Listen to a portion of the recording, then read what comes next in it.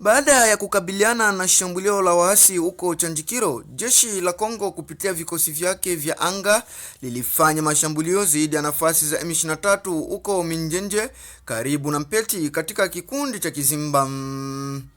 Kwa mujibu wa vyanzo vya utawala vya mitaa, mabomu hayo yalifanyika mapema jioni ya saa 10 za mchana, muda mfupi baada ya mapigano yaliyoripotiwa huko Chanjikiro.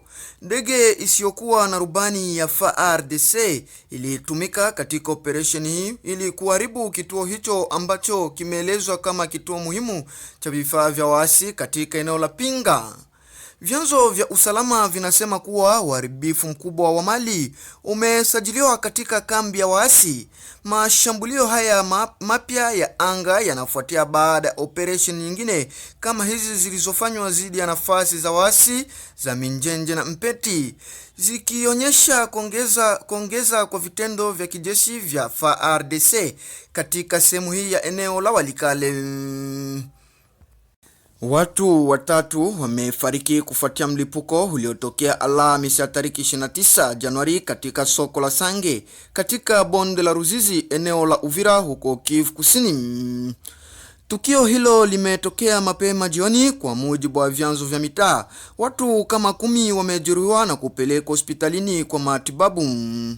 Mili ya watu watatu waliofariki imerudishwa kwa familia zao bila kufahamishwa wazi kuhusu chanzo cha mlipuko huo. Sange inachukuliwa kama eneo la mapumziko la wapiganaji wa AFC M23 baada ya kujiondoa kwao katika jiji la pwani la Uvira. Hali ya usalama katika Kivu Kusini bado ni ya wasiwasi na mstari wa mbele ulio hai katika maeneo kadhaa ya eneo la Uvira. Muungano wa AFC M23 RDF ulianzisha mashambulizi kwenye safu tatu za mbele katika eneo la Uvira. Wiki iliyopita vipengele vya muungano wa M23 vilitoka Lemera kuelekea Mulenge, Muganja kuelekea Kitundu, kilima kinachoelekea mji wa Uvira. Walishuka kutoka Muganja na kuanzisha mashambulizi dhidi ya nyazifa za wazalendo pale Kahamba, Kasatu katika uwanja wa kati.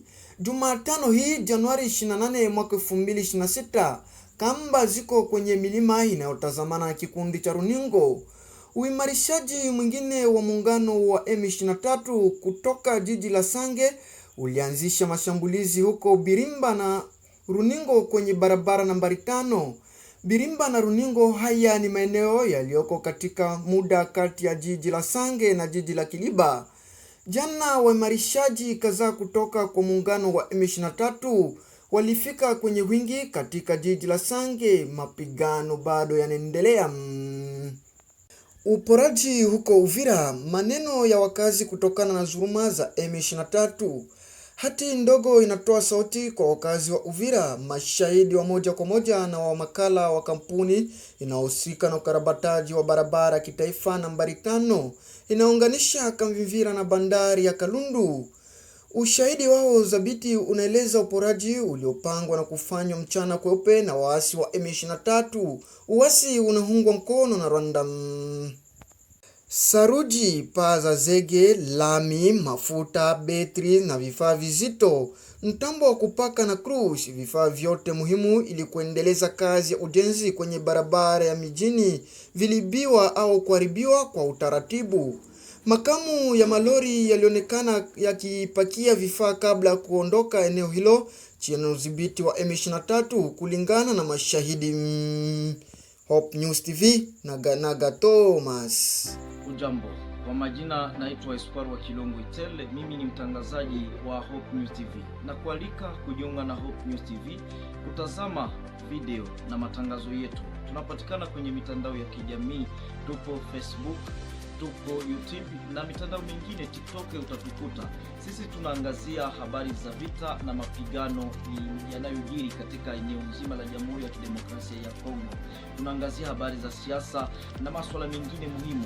Biashara tunazitangaza pamoja na vipindi mbalimbali vya kitamaduni vinavyoweza kukuelimisha na kukuhakikishia wewe Mkongomani unatambua, unajua kipi kinachojiri na kuendelea katika nchi yako. Kwa hiyo unaposoma video hii usisite kujiunga na channel za kwetu.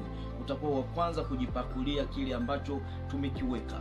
Asante sana na shukrani kwako wewe ambaye umekubali Hope News TV.